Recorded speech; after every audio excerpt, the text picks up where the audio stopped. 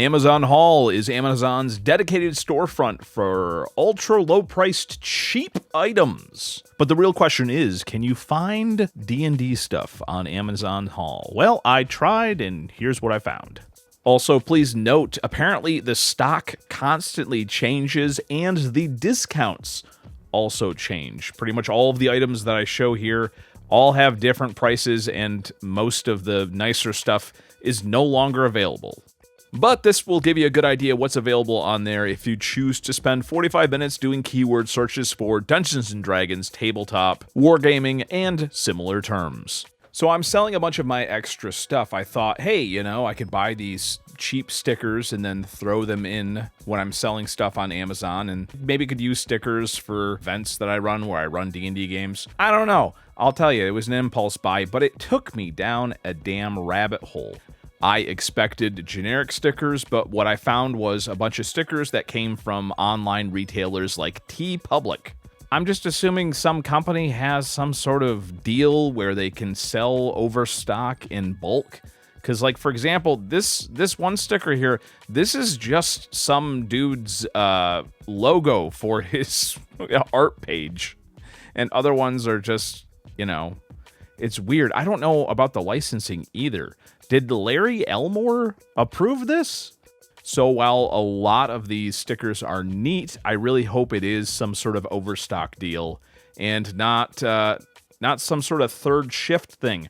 If you don't know what that is, basically when Chinese manufacturers make stuff, sometimes they do what's known as a ghost shift or a midnight shift or a third shift, where essentially the contractors will make more products than they're supposed to, and then sell those on the gray market. Intellectual rights aside, there are a lot of issues with this. Most notably, you have no idea if these products are going to be of the same quality as the officially manufactured items or not. This came up a lot with miniatures and continues to be an issue with miniatures. A lot of the sites that sell gray market stuff, well, they're still doing it. It's a complex topic, but if there's a chance that you're going to be ripping off small artists, that kind of sucks. So I would say just avoid stuff like this.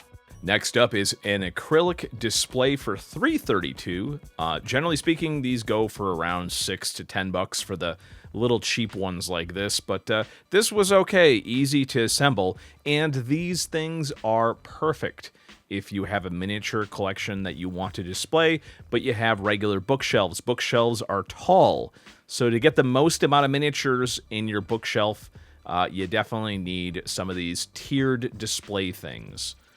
I think these are mostly for jewelry and stuff, but hey, look, there's most of my custom-made miniatures right there. Much more space-saving and whatnot. Spinner dice for $315. Ever since I saw that one Kickstarter for the ring spinner dice, I've always wanted to try one of these out.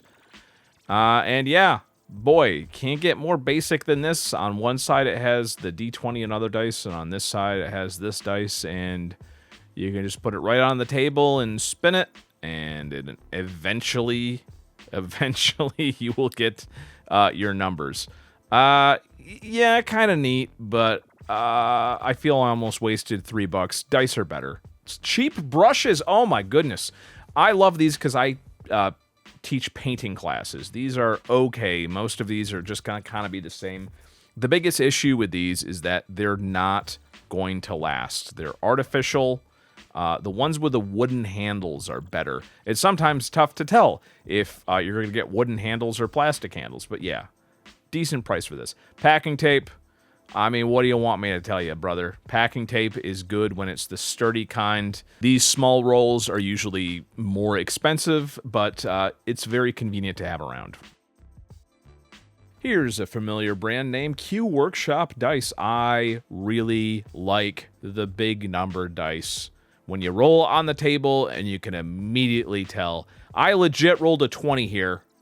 I legit rolled a natural 20 first time. That is a good set of dice. Neat looking numbers. You can see them easily. Love the fact I was able to get a pack of these dice for a decent price. And probably the best item, let's be honest. The Collector's Series Githyanki Warrior for $4. People have mixed feelings on these, but I think Gale Force 9 did an amazing job with these resin miniatures. Obviously, their resin, they are much more delicate than most miniatures that I like. But yeah, I think they did a great job in terms of quality and whatnot. You just got to realize that your resin miniatures are not going to be as durable as PVC. I think Gale Force 9 got completely screwed over. If you're going to do a collector's series, then it really should be high quality like this. That's going to be an entire video on its own about the Gale Force 9 D&D series, man. Some of that stuff, amazing. I will definitely talk about that in the future. But yeah, $4 to get this one miniature, an excellent deal. And I did, of course, try to purchase some Army Painter paint for $1. The standard bottles of 18 milliliters each. I love Army Painter. I was really upset, though, because they canceled my order because of low stock. I did try to do the thing on Amazon where you say, no, I still want this item. But now that item is going to be delivered in like mid-January, late January. And sometimes when Amazon does this, they end up canceling it anyways. So, yeah, obviously that was a hot ticket item. I'm assuming you probably can't find stuff like that all the time. There was other acrylic paint, but I would be wary about ordering anything like that on a site like Amazon Haul, unfortunately. I gotta say that the best two items from this entire experience were definitely the dice and the Collector Series miniature.